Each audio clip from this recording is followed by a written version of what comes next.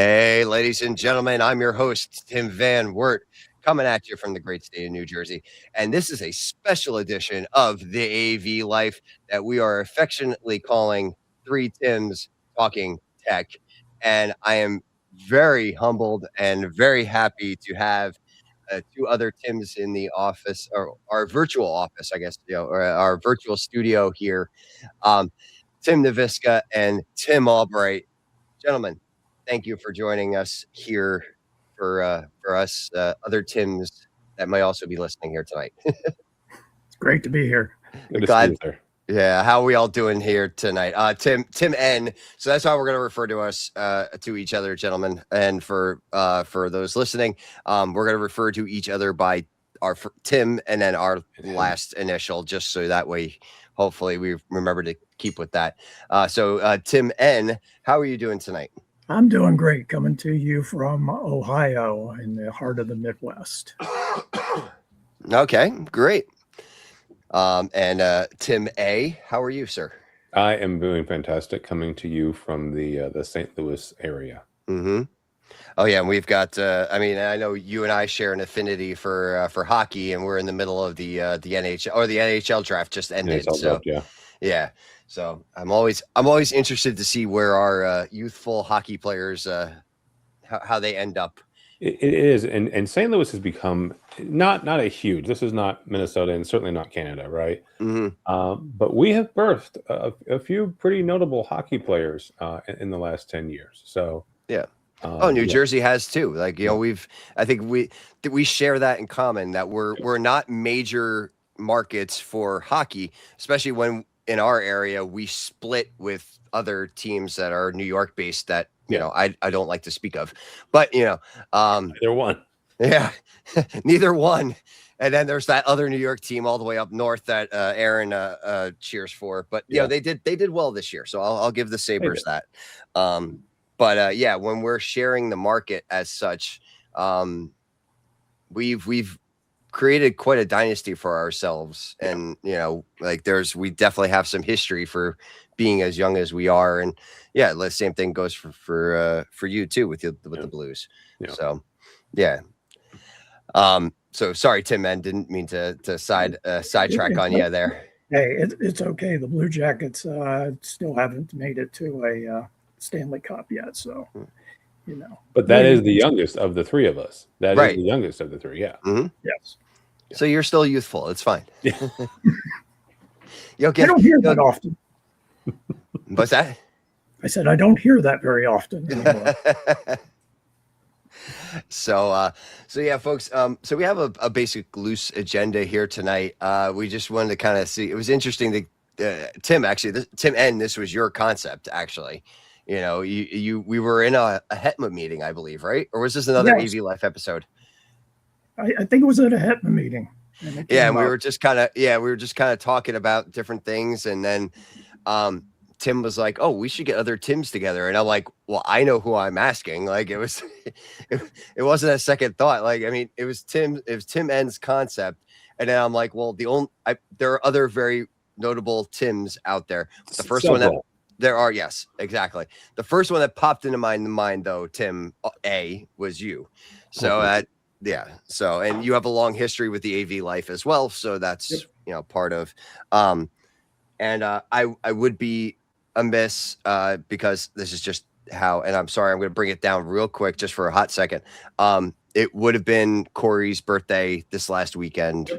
So I just want to wish him a happy birthday, and as always, we keep doing these things and coming up with new things in his memory. And I always hope I'm doing him proud on this podcast. Having said that, it just made sense for the three of us to get together and just see where this takes us. Tim A, I'm going to lead off with you first. And it's because I got a book here in front of me. And well, I have books here. So like there's multiple. I keep getting more AV books that I have to purchase and support. And, we have so many, what's the word I'm looking for? Talented AV folks that extend beyond our vertical. So Tim, I'm looking forward to reading this, and like I told you beforehand, I have not gotten a chance to get to it yet. But give us a little bit about it. So for folks at home, it's Building on Ashes, a practical framework for overcoming failure. And it's Yep. available on Amazon. So yeah, where did this come from, Tim? It came from my own failures. I mean, that's the idea, right? Is you know, I had wanted to write a book for a number of years, and I hit 50, which didn't hit me, right? It wasn't like this magical, oh my gosh, I'm 50 moment. Except when it comes to a certain amount of goals, right? There's a couple of things that have been sitting in the back of my brain. That's one of them. Mm-hmm. And it was one of those, if you don't do it now, you're not going to do it type things. So I had the idea rolling around in my head, and, ups and downs, both personal and professional. And I just kind of sat back and go, okay, how did I do this? How did I do that? And how did what is it that I do on a daily basis? And, kind of processing all of that and worked through that. And I started with a basic outline. It's like, I want to do this. I want to talk about this. And there's certain things that I do that I picked up from other people that are smarter than me, that I have just kind of added to my own daily operating system over the years. And so one of the things that I am a proponent of is, both my dad and my grandfather talk about, being a river, not a reservoir, right? You let the information flow through you. Don't try to keep it to yourself. I've done a better job of that as I've gotten older. When I was much younger, I didn't get it, but the older I've gotten, the more I understand that concept. And that's where this book came out of. So I started with my own outline, my own processes. And then I went out and said, okay, what's the research out there, not only based on the books that I had read and gleaned bits and pieces from, but what does research tell us about failure? What does research tell us about resilience? What does research tell us about this? And I'm a big fan of peer-reviewed papers. So I read them for fun. And so I kind of grabbed those and added those to it, because I think it brings validity to a lot of the concepts that some of us may very well understand, but having the science behind why we do what we do. Why do we exercise? Why do they say exercise is good for us? Well, because it does release endorphins, and it does, get us moving, and it does do all these other things. And so put that together over the course of about 2.5 years, wrote a couple different drafts, had some folks reading it, and then and then rewrote it, a couple different times. And then end of May, I had the transcript, or I had the manuscript in my hand, and press publish on Amazon. And there you go. There you go. Right in time, right before InfoComm, and that was the goal, right? Yeah. It was two things. It was, I know myself well enough to know that if I don't give myself a really hard deadline, that I'm not gonna it'll be squishy, right? I'll get to it. Yeah. So I gave myself a deadline, the end of May, right before InfoComm, because I knew good and well that I would be toast, like most of us after that show. So yeah. So, and I will say the buzz that I see from LinkedIn, X, everyone is enjoying it thoroughly, Tim. So they've been very kind. Yeah. So it's been very well received by the industry. So I am definitely looking forward to that. So yeah, as you said, and I said, it's available on Amazon for everybody to go and pull up, and you're looking for that bright orange color. And I will say that's another thing. And we had this conversation with Murphy as well. Yep. She wanted it to be a color that you could spot, and you can spot this color. So it's a well chosen book there, Tim. Thank you, sir. So yeah, I'm looking forward to, like I said, I'm looking forward to that. And you know what, you kind of touched on, since we touched on InfoComm a little bit, and then Tim N will come back to you. So, I mean, it seems like it was a good InfoComm from what we've seen. It seems like numbers were down a little bit, but the people that were there and the comparisons were being made to the 2021 InfoComm almost in a way. Not That's numbers. Come on. Not that low, but I'm saying that the interactions were very meaningful though. Okay. That's the part I'm saying. Yeah, let me clarify that, is that we weren't that low. Excuse me. And I think I mean I know my reasons for not being there, but I also know a lot of other reasons for individuals that couldn't make it out there, financial or whatever it might be, especially in higher ed. I know a lot of conference budgets were slashed, over the last year or so. And Vegas is just sometimes it's a tough show to get people out to. Mm-hmm. So especially from the East Coast, that is the one thing that people, I will give you my industry analyst take, and there's a couple of things. I wrote in my wrap up that maybe this show is just a 30,000 person show right now, and that's okay, because that's about what they've averaged since COVID. The only blip on that is 2 years ago when it was the first year of the Sphere. You got to add another 6,000 because they were up to 36,000 that year, right? Every other year, back and forth, both Orlando and Vegas hovers around 30,000, right? This year was 28.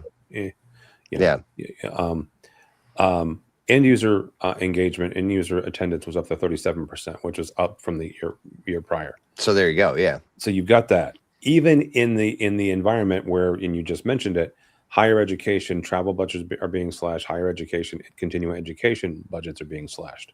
You still had an increase, at least percentage wise. I don't think they broke down the actual numbers of higher ed and this and that. Every manufacturer we talked to, they talked about the quality, which is fantastic, right? That's what you want from your vendors. That's what you want from your exhibitors. Avixa added some stuff that's coming out in 27, the Residio show and the Lightapalooza. I have no idea whether or not that's going to, it's going to add numbers, which is great from the Avixa standpoint, great from the people who run the show standpoint. I don't know what it's going to do to those of us who go to it for a pro AV perspective. Right. I don't know if they're trying to recreate ISE in the States, which I love ISE. I think it's a fantastic show. So if you look at it from a couple different angles, yes, the numbers were down, but yes, the manufacturer said that they were quality engagements. Awesome. You're not going to get, though, a couple of those big major anchors back until you get higher numbers. And the number one I'll point at is Samsung. Samsung was not on the show floor again for the second year. That's a numbers thing. Is what I've been told. You got to get back up there to the 36, the 40,000, the 50,000 they were at right before COVID. Yeah, and I mean, Samsung is one of those players that would benefit from like this multifaceted show that they're trying to put together now. 100%. So maybe it won't be 27, but maybe 28. We could see Samsung back in. Well, and here's that you just hit on something there. They're not going to come back next year.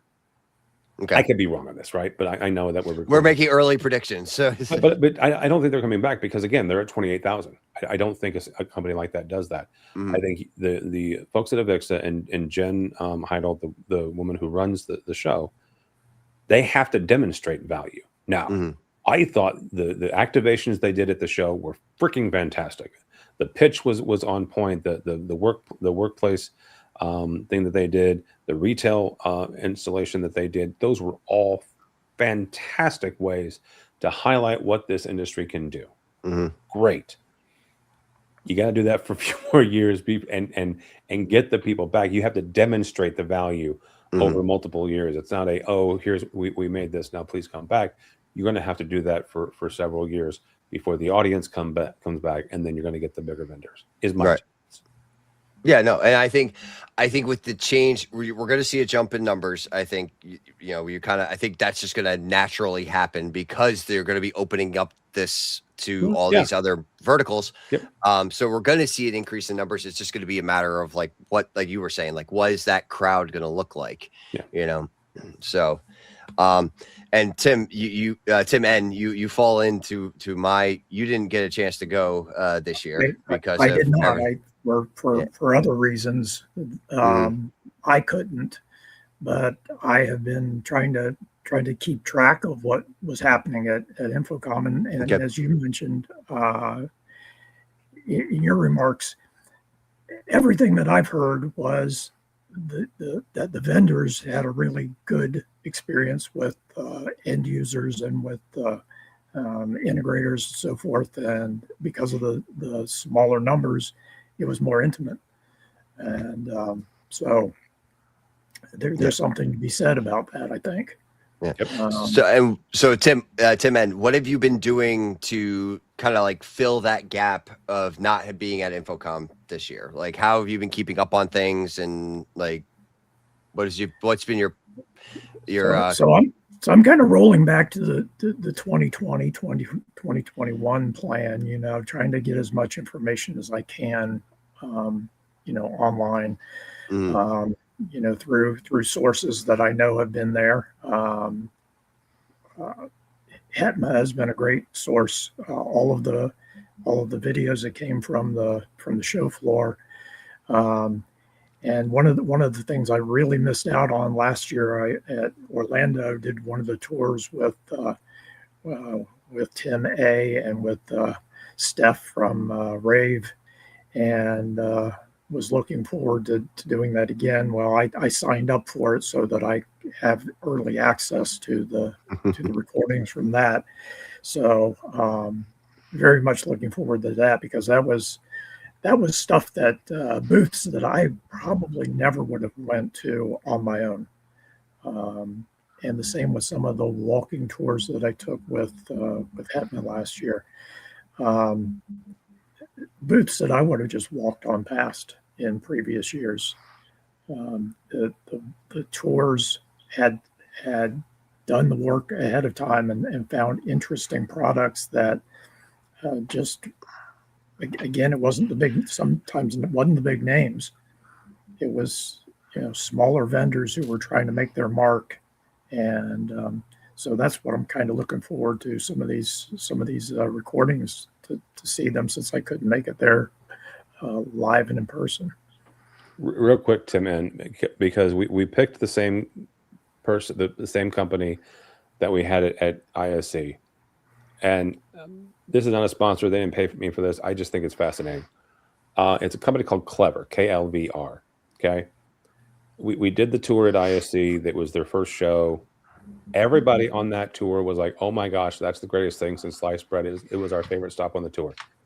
Dude, we did the same thing at InfoComm and we got the same reaction. You know what it is? It's rechargeable batteries. Now, we took these folks. I mean, you were on the tour last year. We, took them by DV LED walls. We did this. We did that. We had a furniture company last year that had embedded technology.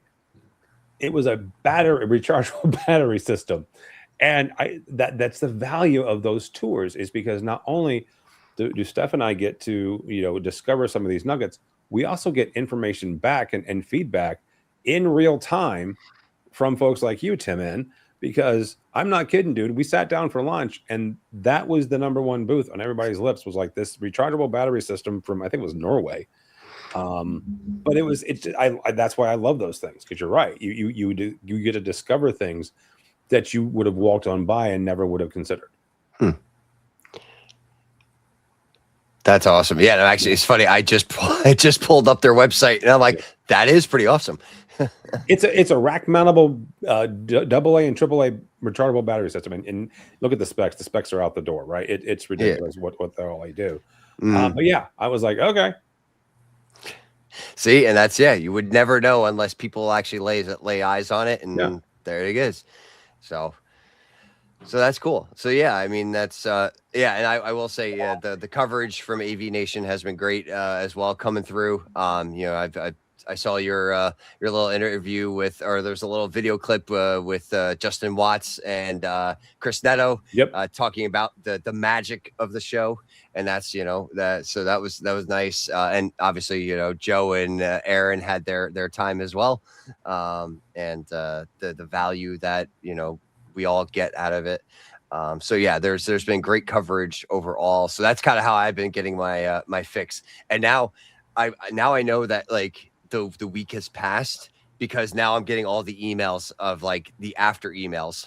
It's like, oh, we missed you at InfoComm, and the like I know like certain like we were talking, I've been talking with AVISPL about some things, and I hadn't heard from them for about 2 weeks, but I know that's the week leading in, and then the week of, or like the week of, and then the week out, and then all of a sudden today was the email starting back up again, and I'm like, okay, so everyone's back to normal now. Yeah. And that was kind of the general consensus last week for not recording the AV life, was that everybody just needed to breathe. Yeah. So and yes, there is coverage from Higher Ed AV. So if you want to go to the website, and there's plenty of videos, there's interviews with manufacturers, with the sponsors. We do our reporting from the floor as well. So there's plenty of opportunity there to look for that, if you're looking for more information that you might have missed, even if you were there and you missed out on it, because Vegas, I will say the biggest compliment this year was, thankfully, everything was back together. 100%. And you only had to go outside. It was still 110, dude. So you didn't miss that part. But yeah, everything was still was indoors. It was North Central Hall, right? North Hall and the Central Hall.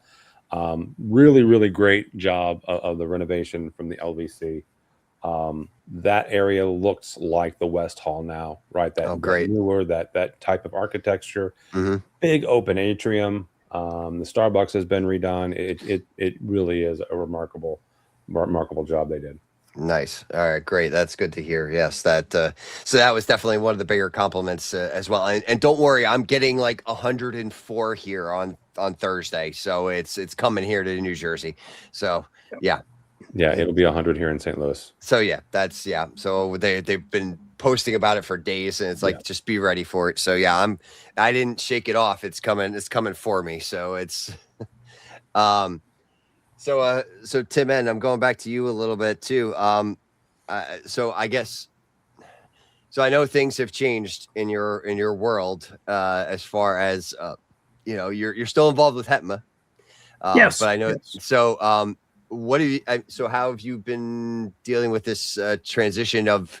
I'm going to call it retirement, because that's essentially what it is. But how has it been, and what have you been doing with yourself, if you don't mind me asking? It's a very strange feeling to wake up in the morning and some mornings not have anything that I necessarily have to do, or someplace that I need to be. So yeah, there's been some good things. I get to the gym a lot more often than I was before. I can kind of pick and choose when I want to do things, but the biggest thing in my predicament was that I wasn't necessarily planning to retire. Let's just put it that way. And so one of my former colleagues, a professor at my former school, said that somebody had told him when he asked them years ago, well, how do you know when it's time to retire? And this professor told him, well, you'll know the time is right.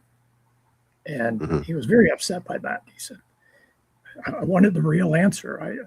Don't tell me you'll know when the time's right. I want to know, tell me the truth.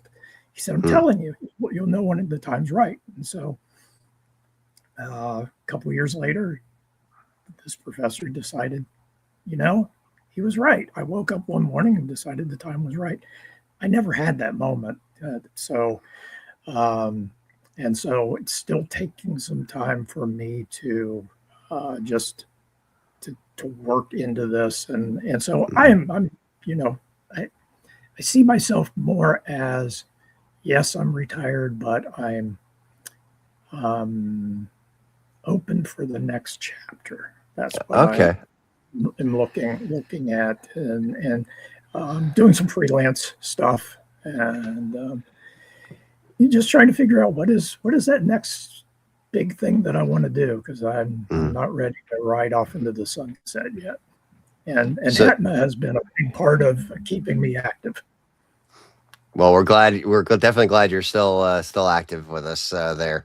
So Tim, so it sounds like you're going to be like the next Michael Jordan. You're going to retire and you're moving into you're not going to go play baseball, are you? Because that didn't really work out for him. No, probably not baseball. Okay. Probably not hockey either. So No. Well, they're getting younger and bigger, so that's you know. Yes. So, but I learned about that about the latest hockey player, but we don't need to go down that road here. So I mean, Tim, I mean I applaud you for hitting this, head on. I mean, and it not being your decision to do it, and kind of being, not having that option of deciding it was your time to retire. And so I applaud you for still, pushing forward with that. And I hope that next chapter finds you, that next fulfillment. And taking a little bit off our other distinguished guest here today, I'm not sure whether I am at times drifting into being the arsonist or not in my feelings. So I guess you have to read the book to see where that came You could from. just read my LinkedIn articles, Tim, because that's all I've done for 6 months. It's taking bits and pieces of the book and just kind of put them out there. And if you could just like cobble together my last 6 months of LinkedIn posts and go, okay, I got the book. I'm good. Well, and you did have that whole thing about the personal operating system too. Was that a year ago already, Tim? That was a year ago, and it was. I did something stupid. I tried to start another book, and that was dumb. Well, I liked the concept. I liked where you were going with that. That is actually my second book now. So Okay. there are bits and pieces of that in this book that I'm going to expand upon in my next one. Yeah, and you like very lightly touched on it when you were talking about the book. You did bring up the operating system, as part of your operating system, and I was like, it's like we've had that conversation before. Like I remember talking about that. So, so I've always liked that concept, and that also we can develop ourselves, Yep. So Have to. I need more plugins now than I ever did. The older I get, the more I do too. Well, there's more security patches and baby. yeah. I mean, gentlemen, I thank you for this. This has been fun. I'm going to pick on Tim N for a second. He has something about the name Tim that I want. Oh yes, let's not. Yeah, I don't want to leave that out. Yes, Tim, what do you have for us? So this I find this kind of fascinating. Well, we have 3 of us here, and I'm sure that all of us, the name is actually Timothy, right? Mm-hmm. Yep. Everybody. So. Oh, and I have a follow up after his part. I'm just throwing that out there because I don't. So when you go to Social Security website, you can look up any name and how popular it's been over the years. Okay. So I found that the name Timothy peaked around the years like 1958 to like 1969. That was the most popular years for the name. Okay. Peaked at around number 11 in popularity. And then after about 1980 is when the name really started kind of rising in the chart as far as less popular. And right now it's around 208th as far as a popular name. I'm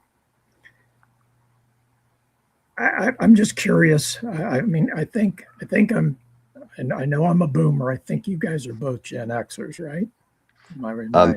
I'm on that. Technically, yes, I am a Gen X. I am like that Zennial, like borderline. Yeah, no, I'm Gen X. I'm 1980. So yeah, I am 100% square in the middle of Gen X. So yes. So I think that a lot of that between the kind of the end of the boomer years and the Gen X years, those are kind of the most popular years for the name.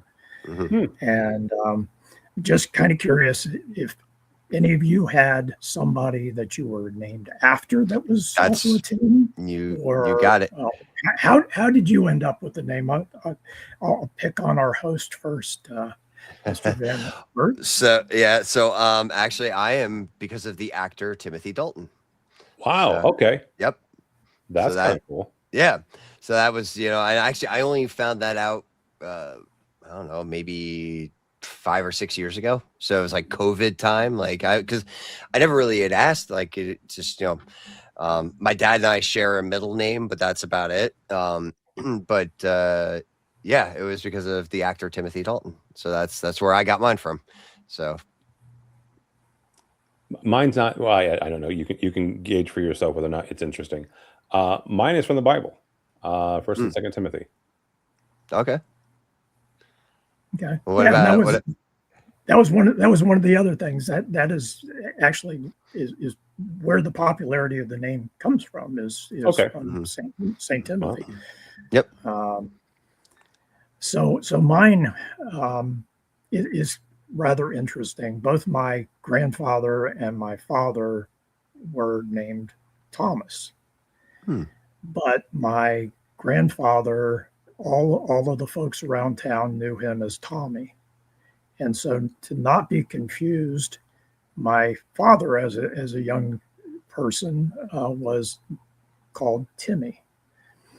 So when I had an older brother, he was named Tom. So growing up, he was Tommy and I was Timmy. So and then we had a sister named Tammy, so it was quite confusing for everybody. Oh, there you go. Yeah. Well, it's funny because my first name's Timothy. My son's middle name is Thomas, so he falls into that whole, So we didn't do a direct, naming, but his first name is my middle name, so he's James Thomas, and I'm Timothy James. So it still has that, So. Very cool. So yeah, cool. Well, that's. I mean, Tim, thank you for looking that up. That was. Yeah, I didn't realize that we peaked. I guess that's why I don't see that many now, like at my age, who have Tim as a name. No, I don't either. Yeah. Like going through high school and even going through elementary and high school, I think there was one other Tim, and we had a class of like 400 people, right? And one other Tim, and it was not very common. It's funny where I work now, there is a plethora, and it's really weird. We have a Teams chat, and it's the Tim chat. There's at least 25 or 30 out of the 1,400 of us that work there. So that's great. Yeah, I was to say there's. Yeah, I fall in a similar situation. Like, and I went to a small private school, so and Catholic as well. So that's Saint Timothy was the other part of it. Irish Catholic family, so that was definitely, but it was because of Timothy Dalton. But there was one other Tim, and then he graduated. He was 2 years older than me, so when he graduated, it was just me. So there was, and I don't think there was another one after. No. So there really wasn't one after me, at least not that I recall. Yeah. So. Yeah, I'm in an organization that a few years ago it was a small organization of, around 20 people. And in that group, there were 3 of us named Tim, all of a very similar age. yeah, so it was like, well, we just have to call each other by our last names. So yeah, Wow. it was. I You hear the same thing about other names. People who have the name Susan these days. You know, it's like if you hear somebody's name is Susan, you know they're of a certain age, generally mhm. 50s, 60s. Yeah, and when those names were popular, I just think it's fascinating how those and now the names that you're seeing are names that were popular much earlier, like the early part of the 1900s. That Yeah, are becoming popular. I've seen more like Audrey's and more what was I'd seen a friend of mine had just had a baby, and it was like a Margaret or something like that, like an older my sister named her daughter Pearl. So like Wow. Okay. yeah. And my sister's she is full on like Zennial millennial, like she's 1986, so she's like full. And yeah, they named her Pearl, and I was like, oh, I was like, that was unexpected. So yeah, she went with that older name, which so yeah, I've noticed that too, Tim, that there's been an uptick in those older traditional names. We tried to pick names for our children when they were born that nobody else had, right? Mm. And so my oldest daughter is Samantha, and there's a Hmm. billion Samanthas now. And my son is Tristan, and that was not a popular name, but it is now. Hmm. And so it's just funny that I think a lot of parents in the same age group find these same names. I mean, I couldn't tell you how many Ashleys I run into now, all of about the same age, 30-ish, 30 Yeah. to 40. That seemed to have been the most popular name for a period of time. But Hmm. Yep. Yeah, it's funny. It's funny too because they also now we're making so many changes to the names too. You brought up Ashley, and Ashley is one of those ones that can be spelled like half a dozen different ways. Yep. So Yeah, it's safer just to ask them how they spell it than to yes, assume. yes. yeah, And I exactly. think isn't there an actor now that's spells Timothy differently? Oh, Oh, Timothy Chalamet. Chalamet doesn't count. He's not a real Timothy. I'm sorry. That's a weird. Yeah, I've That's just a weird one. yeah. But if you He would could. look that up on the Social Security site, that would be a different entry. Yeah. So True. it would be counted differently. Yeah. I wonder how many of them there are out there. Yeah, Just him. probably not many. Just I him. think it's a French spelling or something, right? Yeah. Could be. He's Yeah. got the accent. Yeah, that's true. So, all right. So any other last thoughts for the Tim crowd here before we part ways? Okay. No, it's been fun, dude. Thank you. Yeah, it was a fun little episode. I just thought it would be interesting to get the three of us together, see what happens. You know, we'll maybe we'll talk a little more tech next time. We'll have some things to report back on. I have to catch up on my InfoComm information as well. So That'll take you the rest of the summer. pretty much, yeah. Plus on top of my summer project, so that'll be fun. So Sure. not like I'm just sitting at my desk doing nothing these days. So smaller campus, same amount of problems. So but we did finally hire my third guy. So at least Excellent. so he started today. So that was fun. And actually, you were talking about it, Tim. About that you want to be the river. So I'm being that river now, and I am passing along like it's almost. And he's 22, so it's like wow. it's almost. I'm trying to be very careful too that it's not a raging rapid. It's I want to be more like just a casual stream, of information. Yeah, you don't want to scare him. Yeah. But like I'm getting him hooked up with the where he needs to look for information and all that. So it's and he started today. Tomorrow we're going remote because of the World Cup, and basically we're not challenging the NJ Transit to we'll just leave it, let MetLife have it. And so he'll have time tomorrow to kind of digitally go through things and kind of get himself familiar. And then me and him have like 2 days of being able to just kind of get him up to speed with stuff. And luckily he was a student worker in our OIT department. So he is already familiar with the campus and everything. So that's it's exciting. I'm excited to bring in a young member back into AV. So, and before the holiday this weekend, he becomes a member of HETMA, correct? Yeah, he already done. Actually, I think I saw the notification. I had him fill out the thing today. I was like, "Here's my referral link. To send it in."